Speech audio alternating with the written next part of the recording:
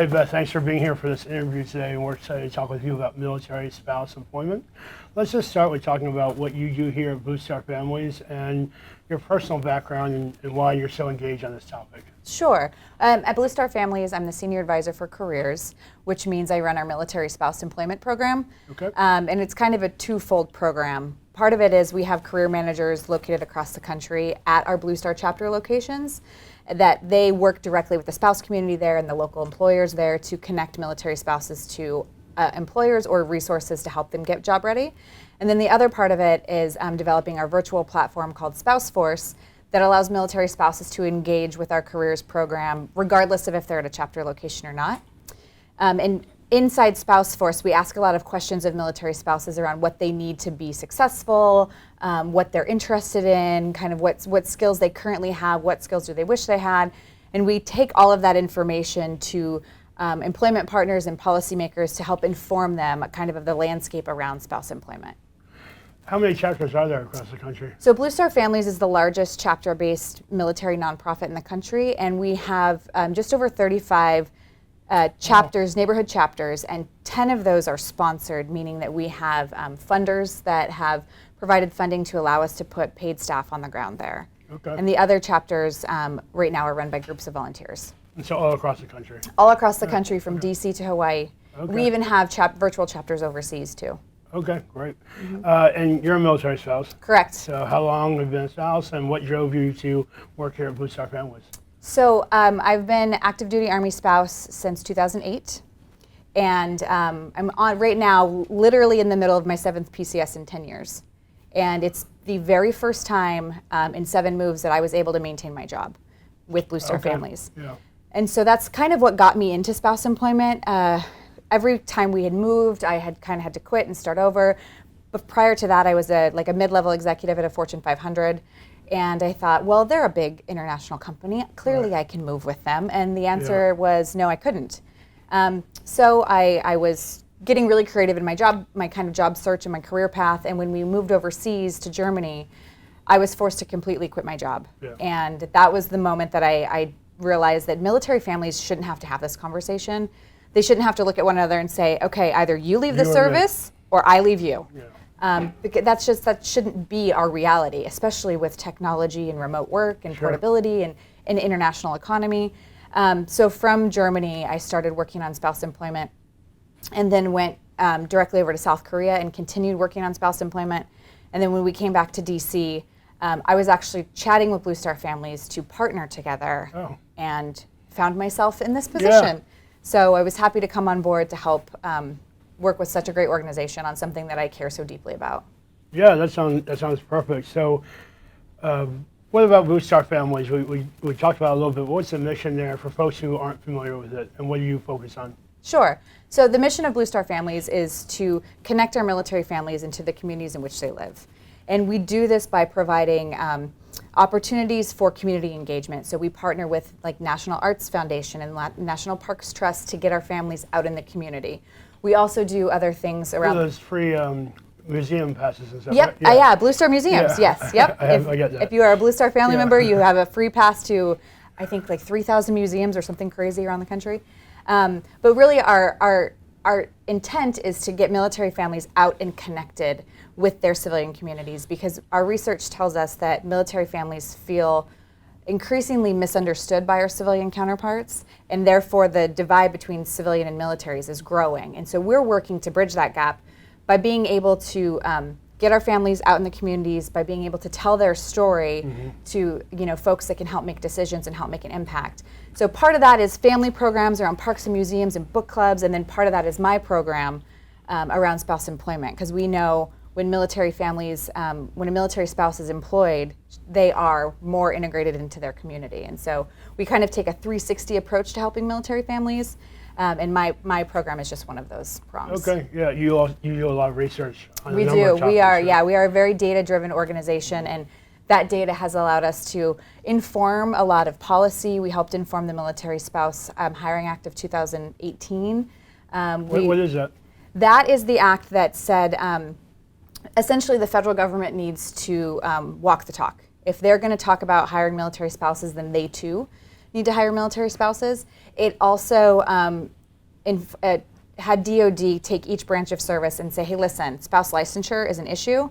So each one of the branches was then obligated to put in place a reimbursement plan for up to $500 for a military spouse if they had to relicense due to a PCS. Okay. And a few other things too around military spouses. When they would move, they would get 2 years to be quote unquote priority placements within the federal government.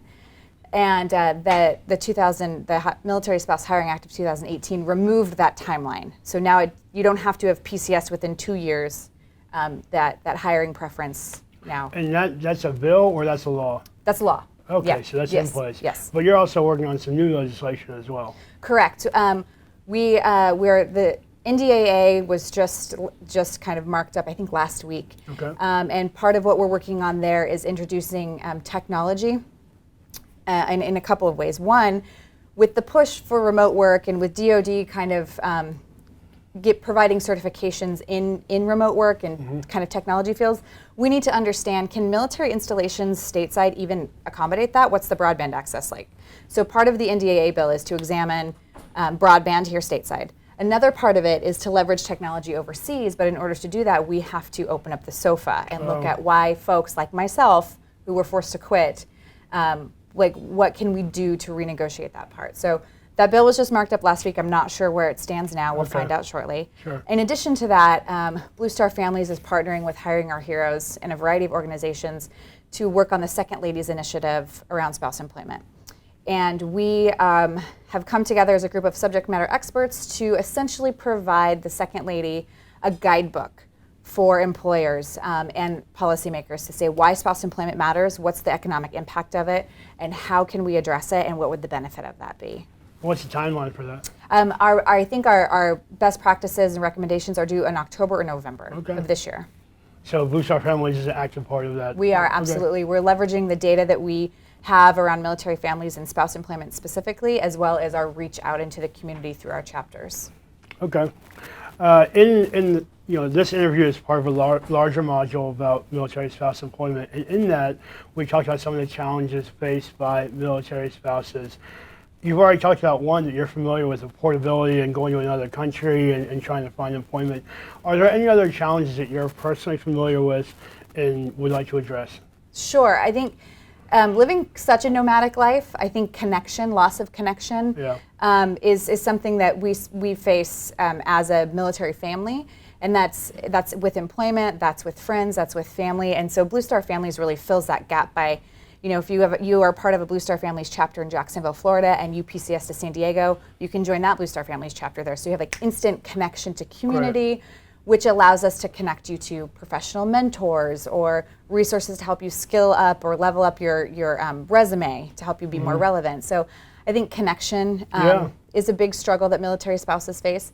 And then I think another thing that we face is there's a misunderstanding about, I think, military families in general that's extremely outdated around. By America or by employers? I think both. Okay. And again, the great thing about Blue Star Families working to bridge that gap between military and civilians is to rebrand essentially the military family in a way, because even my childhood friends that I grew up with who don't really have any exposure to military look at military families and think that first of all the spouses are females and they all want to be at home and be homemakers, when in fact our data tells us that 70% of military families have said they need a dual income for their quality of life. And like most people. Exactly. Yeah. And military spouses sit at around 24% unemployment, and they have been for the last 10 years. Yeah. And so I think there's just this misunderstanding because people think military spouses want to be homemakers, they're not educated, and they move so often. And what we're here to say is that actually we're far better educated than our civilian counterparts. We want to be able to provide for our families, and we have the soft and hard skills to be a valuable employee if employers can understand kind of the value of what we bring to the table, which is what we try and do. Okay.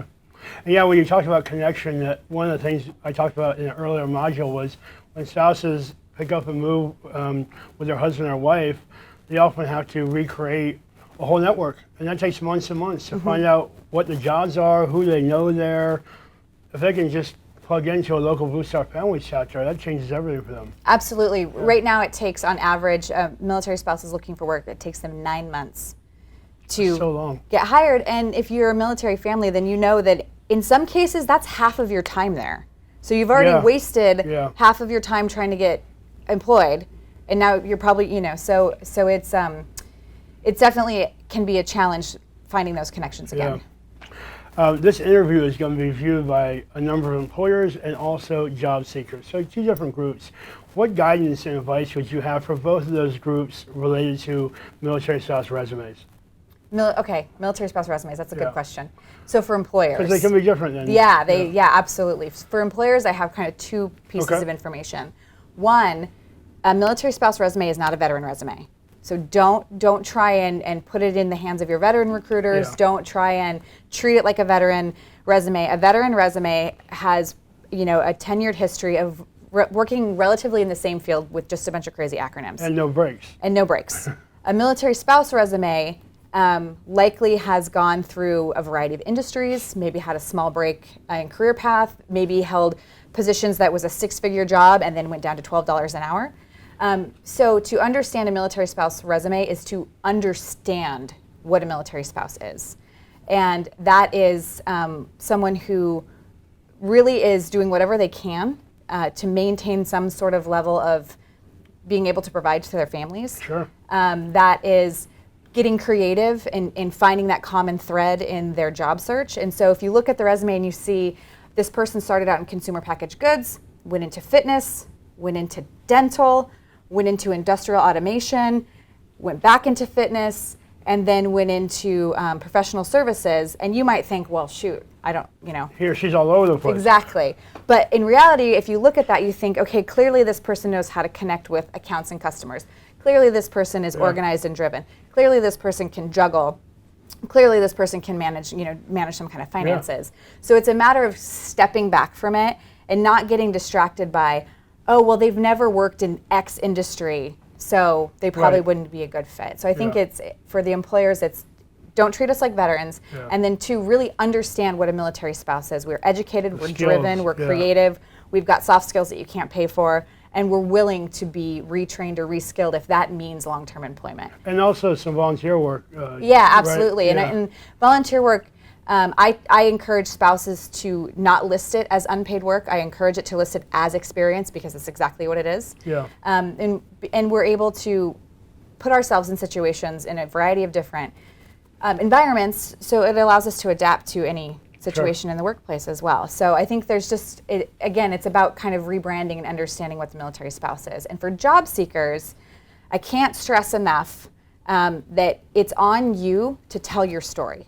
Sure. So when you're applying for that 343rd job on your 10th PCS, that resume better not be the same as the first job you applied for, because if it is, you are doing yourself a disservice and all you're doing is causing yourself a ton of frustration. So it is up to you to put your best foot forward, make sure you're telling your best story, and bringing your most relevant skills to the top.